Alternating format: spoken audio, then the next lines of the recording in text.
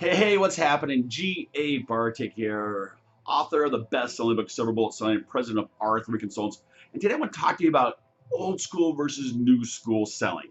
Now, I am a huge fan of Zig Ziglar, Dale Carnegie, Brian Tracy, Grant Cardone, even Brian Tracy. If you notice in the back of my book, he's the first person who endorsed the book. But what I found is that all those guys, they've been doing this for years. And yes, this stuff is tried and true, but you know what? It's old school. Are you seeing your sales start to dip down? And there's a reason why. Because people are buying differently now than they did before. It's really, everybody thinks that their situation is totally different and unique. And old school selling says you ask questions to create pain.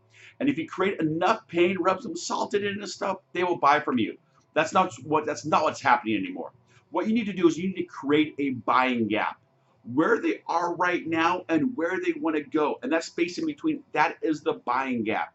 And the way you do that is by asking great questions. And the key, folks, is that pain causes paralysis and excitement causes movement.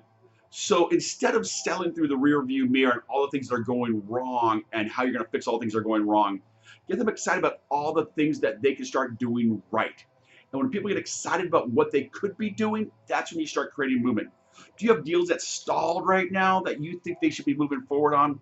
Well, maybe you didn't create the right buying gap. So again, I'm G.A. Bartik.